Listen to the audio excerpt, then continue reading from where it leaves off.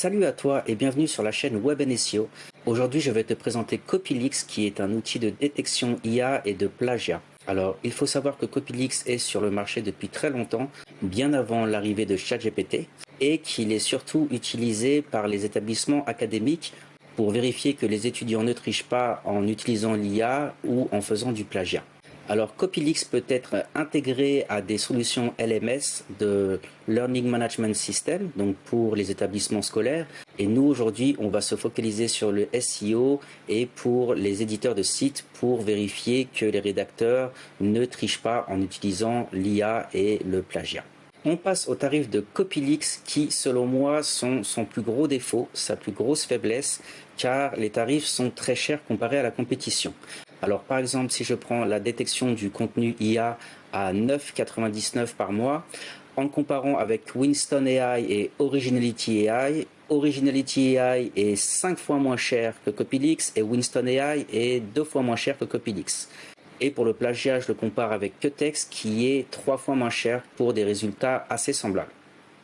Cela étant dit, alors pour les plans, alors là j'ai choisi en mois, il faut savoir qu'ici tu peux choisir le nombre de crédits que tu veux, donc ça c'est le prix pour 100 crédits. Si tu mets pour 1000 crédits, forcément ça va être beaucoup plus cher. Alors pour 100 crédits, il faut savoir que 100 crédits ça ne représente que 25 000 mots. Donc 25 000 mots c'est très rapide à être utilisé. Pour le plan de détection IA à 9,99 $, donc tu as 100 crédits, donc ça équivaut à 25 000 mots. C'est disponible en 30 langues et ça détecte les LLM les plus courants. Ensuite, sur le plan de plagiat, ici à 10,99 $, donc c'est pareil, tu as 100 crédits qui représentent 25 000 mots par mois.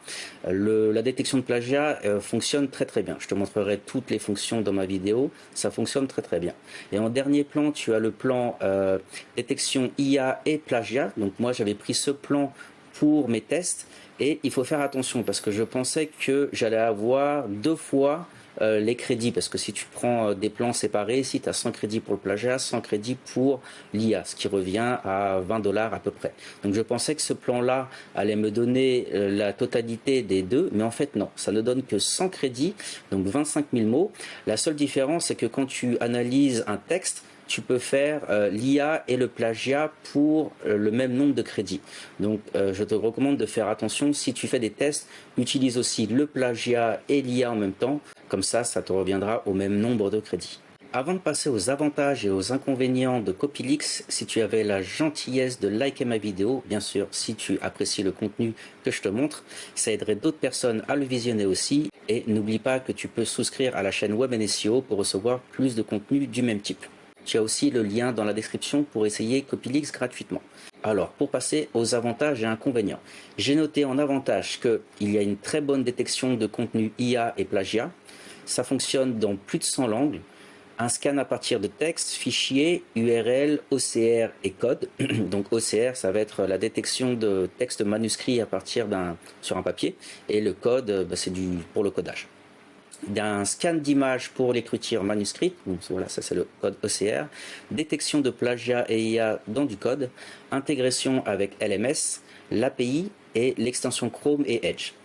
Et pour les inconvénients, j'ai pu noter que la détection IA est moins fiable sur les contenus humains, c'est beaucoup plus cher que Originality AI et Winston AI et que l'interface n'est pas toujours intuitive. Alors j'ai donné une note de 4 sur 5 globale à Copylix. On passe à l'interface de Copylix qui, à mon avis, pourrait être améliorée. Alors, en arrivant sur le dashboard, ici, il va te mettre directement sur tes documents scannés, My Scans, ici. Je te recommande de créer des dossiers et de donner des noms à tes analyses, parce que sinon, ça va être que des dates, en fait. Donc, c'est ce que j'avais au début, puis après, je les ai renommés tous ensemble, parce que sinon, c'est impossible de s'y retrouver. Donc, on arrive sur les scans et ici tu peux voir sur le panneau latéral gauche, il n'y a pas grand chose, il y a démarrer un nouveau scan, les scans, ce qui est partagé avec toi, comparer du texte, et ici ça va être si tu fais partie d'une organisation et tu peux ajouter par exemple les bases de données de ton organisation pour pouvoir les comparer avec tes analyses. Alors une fois que tu es dans tes documents analysés ici, tu peux voir donc le nom que tu lui as donné, la date, et ici le score IA et le score de plagiat ici.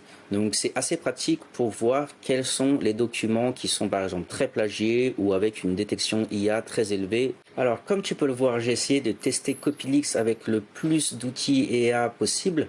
Je l'ai testé avec Colorwriter, GPT-4, Quillbot, Undetectable IA, WriteSonic, Agility Writer, et je pense que c'est tout. Et mes propres textes aussi à moi. Parce que détecter l'IA, c'est bien.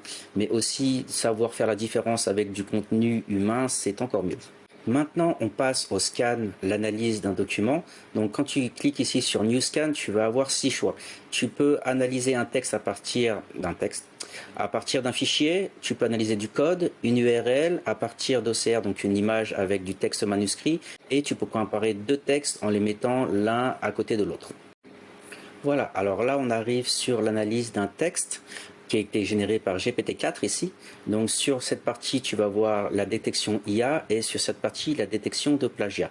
Donc si tu as souscrit aux deux plans tu pourras voir les deux, ou si tu n'as souscrit qu'à la détection IA tu ne verras que ça, ou pour le plagiat tu ne verras que cette partie ici. Alors, pour l'instant, on va se focaliser sur la détection IA. Alors, tu peux voir ici que le contenu a été détecté comme 100% IA, donc très bien. Bon, il faut savoir quand même que GPT-4 est très facile à être détecté par tous les outils de détection IA.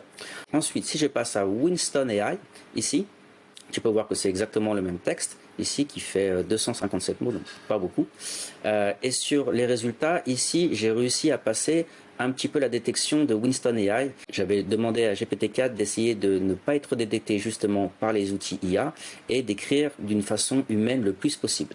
Donc sur Winston AI, on a réussi un petit peu à passer. Et si je passe à Originality AI, ici avec le même texte, tu peux voir que la détection est aussi en 100% IA. Donc très bien pour les trois outils, avec Winston AI qui a un score un peu moins bon. On passe à la deuxième analyse avec cette fois un outil qui s'appelle Colorwriter, qui est un excellent outil de rédaction IA. Et tu peux voir que le texte fait 1800 mots cette fois-ci, donc beaucoup plus long, et le contenu est détecté comme 100% IA par Copilix. Alors j'ai choisi cet article parce que Colorwriter arrive parfois à passer les outils de détection IA. Donc je vais te montrer par exemple là sur Winston AI. Donc tu peux voir que c'est exactement le même texte. Bon là le nombre de mots n'est pas calculé exactement de la même façon, mais c'est la même chose. C'est le crédit à 1000 €, obtenir un prêt rapide sans tracas. Et pour les résultats, Winston AI donne un score humain de 61%, donc 39% IA. Donc là, avec Colorwriter, on arrive à passer la détection IA sur Winston AI. Et si on passe à Originality AI avec exactement le même texte ici, c'est un peu le même topo. On arrive à une détection de 58% IA et 42% original, donc humain. Donc j'ai choisi ce texte parce que j'ai beaucoup utilisé Originality AI, Winston AI et Copilix. Et il y a certains outils qui arrivent quand même à passer Originality AI et Winston AI. Par contre, il n'y a aucun outil qui arrive à passer la détection de Copilix. Mais parce que Copilix est aussi très sévère, a une détection très sévère, ce qui fait que les textes humains sont aussi des fois analysés comme étant partiellement IA. Alors pour cet exemple, ça va être un article que j'ai rédigé moi-même sur Jasper AI qui fait plus de 6000 mots ici. Donc tu peux voir par exemple, donc c'est ce dont je te parlais avant, et tu peux voir que mon article a un score IA de 24%, alors que je l'ai totalement rédigé par moi-même. Donc c'est bien ça que je te disais que Copilix est peut-être trop sévère. Sa détection IA est très performante, mais peut-être trop performante, et les contenus humains sont parfois détectés comme étant des contenus IA. Alors si on passe par exemple encore à Winston AI, ici, donc c'est encore le même texte avec 6900 mots ici, et tu peux voir que Winston AI a bien détecté que mon article est 99% humain, donc très bien. Et si je passe à Originality AI, mon contenu est détecté comme 100% original, 100% humain. Donc très bien de la part de Winston AI et Originality AI. Par contre, Copilix est un peu trop sévère sur la détection du contenu humain. J'essaie de te donner un avis le plus objectif possible, donc c'est pour ça qu'avec ces 3 outils, je te montre aussi le meilleur et le moins bon. Alors par exemple, là, je t'avais montré mon article sur Jasper qui avait été détecté comme 24% IA ici, mais j'ai aussi analysé d'autres de mes textes qui ont une détection IA moins forte. Donc par exemple, j'avais analysé mon article sur QText avec ici un content IA de 0% ici. J'avais aussi analysé Writesonic, mon article sur Writesonic avec un contenu IA détecté de 4%. Donc ce n'est pas pour tous les contenus humains où Copyleaks n'est pas bon. On passe à la détection de plagiat qui pour moi est la plus performante du marché avec Copyleaks. Alors ici j'ai mis un texte qui a été rédigé par Writesonic à partir d'une URL concurrente, donc c'est normal que j'ai beaucoup de plagiat. J'ai d'ailleurs choisi ce texte parce que je savais que j'avais beaucoup de plagiat. Donc ici tu peux voir que j'ai une détection de plagiat de 86% et que le texte est surligné avec des couleurs différentes, de façon si c'est identique, avec des changements mineurs, si c'est paraphrasé, et ici tout est indiqué. Donc si je clique par exemple sur un texte qui a été détecté comme du plagiat, il va me montrer sur quelle source le texte a été détecté ici. Autre chose que tu peux faire, donc ici tu as les sources plagiées, donc ici j'en ai 3. Tu peux aller sur une source et tu peux demander de vérifier ton texte comparé à la source ici. Donc là, il va me montrer l'article source ici. Et là, il va me montrer quelles sont les phrases sur lesquelles ça a été plagié ou paraphrasé. Donc vraiment pas mal du côté de Copyleaks. Pour moi, le plagiat est vraiment performant. Donc si je passe par exemple à un autre outil que j'apprécie beaucoup, QText, ici, donc exactement sur le même texte, QText me détecte un plagiat de 43%, mais par contre avec des sources un peu différentes. Donc c'est ce que j'ai pu noter avec ces 2 outils, c'est que les scores sont différents, les sources plagiées sont différentes, donc c'est pas fiable à 100%. QText aussi est très bien, si tu cliques tu peux avoir aussi la source plagiée et où ça a été plagié. Alors pour le plagiat, je tiens à mentionner que parfois Copyleaks des fois arrive à trouver du plagiat et QText non, et le cas inverse est aussi vrai. Parfois QText arrive à trouver du plagiat et Copyleaks non. Ça va dépendre du texte que tu analyses, des fois un outil va être meilleur que l'autre, ça va être au cas par cas. Tu as aussi une extension Chrome et Edge avec laquelle tu vas pouvoir analyser du texte n'importe où sur le web. Donc moi j'ai plus de crédit sur Copyleaks, donc je peux plus te montrer en live directement, mais tu pourras voir mes résultats sur l'article que j'ai publié sur Web SEO. Alors ici par exemple j'avais analysé l'introduction de mon article sur Copyleaks justement, et il m'avait détecté mon contenu comme 100% IA. Donc c'est pour ça que je disais que aucun outil n'est vraiment 100% fiable. Et je te recommande de toute façon, quand tu analyses des textes avec n'importe quel outil de détection IA ou de plagiat, de lui donner le plus de mots possible pour que l'outil ait le plus de contexte possible. Donc dans l'idéal, donner des textes qui font plus de 1500 mots pour que l'outil ait plus de contexte pour savoir, pour pouvoir comparer si c'est vraiment de l'IA ou c'est de l'humain. Voilà, on arrive à la fin de ma review de Copyleaks. Alors si tu avais la gentillesse de liker ma vidéo, ça serait vraiment top. Et n'oublie pas que tu as un lien dans la description pour essayer l'outil gratuitement. Alors pour résumer, je dirais que Copyleaks est un outil très performant, un peu trop sévère sur la détection IA. Le plagiat est excellent. Par contre, pour moi, le gros point faible de Copyleaks, ça va être ses tarifs qui sont beaucoup plus chers que la compétition. Donc de tous les outils que je t'ai montrés pendant la review qui sont Originality AI, Winston AI et QText, ils sont beaucoup moins chers. Tu peux analyser beaucoup plus de mots avec la même somme d'argent.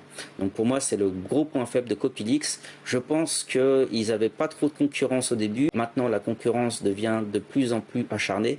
Donc il faudrait que Copyleaks revoie ses tarifs à la baisse, et s'il les revoyait à la baisse, dans ce cas là je lui donnerais une largement meilleure note parce que c'est un outil qui est vraiment performant, mais par contre on ne peut pas analyser beaucoup de mots ou alors il faut payer beaucoup. Voilà, je te remercie beaucoup de m'avoir suivi, je te souhaite une excellente journée et à très bientôt pour de nouvelles aventures.